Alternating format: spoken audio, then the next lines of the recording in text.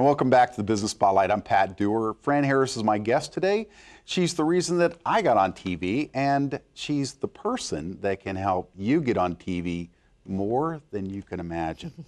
If you go to yourtvcoach.com, she's got a program, whether you can afford little or a lot and want big impact.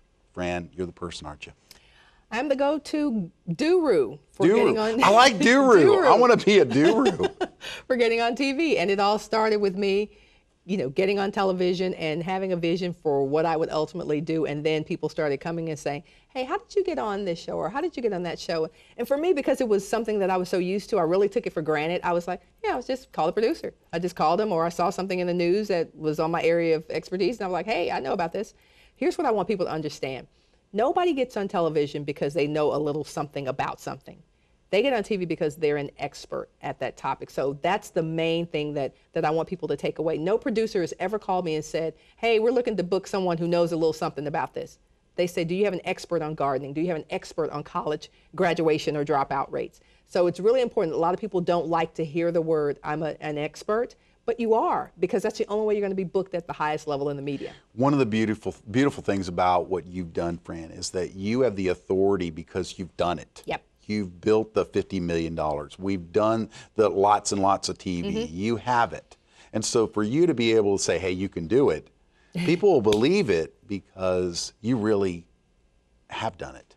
And there's no school that you go to. So there's no, I went to a how do you get on television school. That's what I've created, which is, okay, there is an art and there's a science to getting booked on television. There really is. There are things that you need to know about the process, how dynamic television is. There are things you need to know about what producers are thinking when they're auditioning people.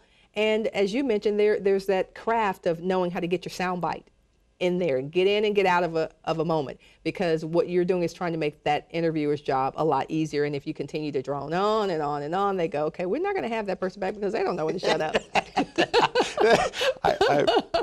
I understand. Yeah, not that you've had any of those guests or anything. Not that I've ever been that guest, but you learn, you purchase from the wisdom. But one of the things I really want to ask you is, who is the ideal candidate to be in your school?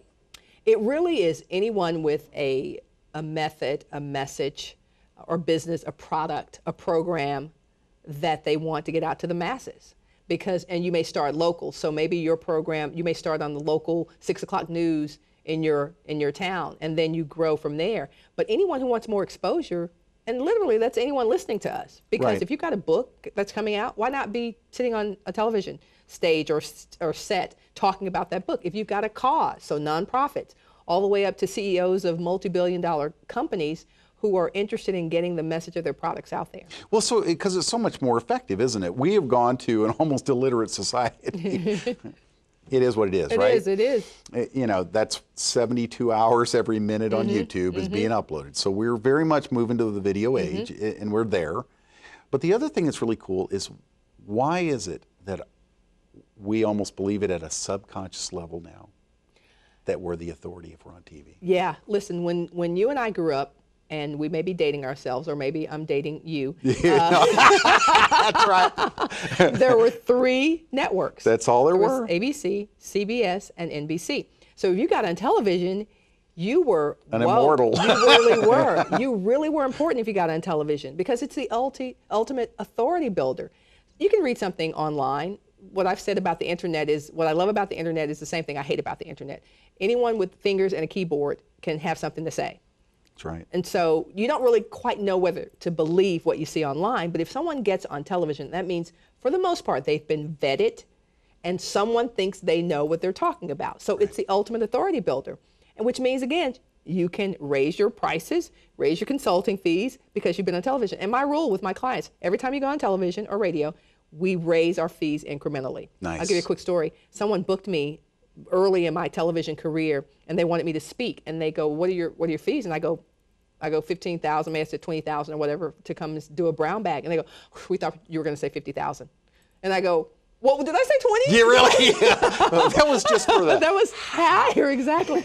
But the point was, I said, well, this was a friend of mine. I go, why did you think that? They go, because you're a television star. So that woke me up to the power, because it's something I do, right? I'm used to being on television. So I was like, that's no big deal. But for the perception of the consumer and the person booking you, television is a very important thing. So from that day forward, I never look back. And I always tell my clients, when you get on television, when you get this kind of exposure, we raise your prices every single time because that's what the public expects. Well, and then the other thing is even within internal messages for corporations, somebody's a CEO or founder or something like that, and sometimes they just want to send a message within their own body, but they may not know how to speak on camera. Right. I'm amazed at how many times somebody just turns to a camera and they like have a brain burn.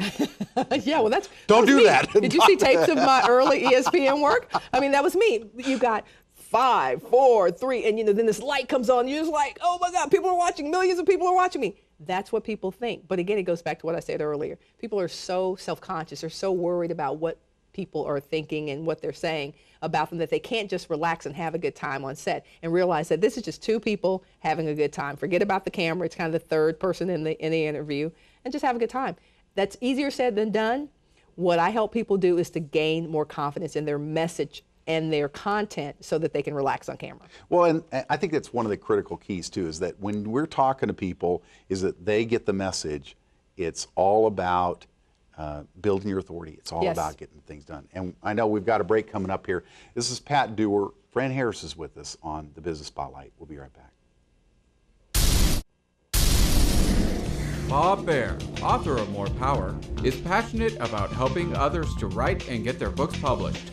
Bob is a serial entrepreneur with 6 current businesses and the certified master trainer of guerrilla marketing.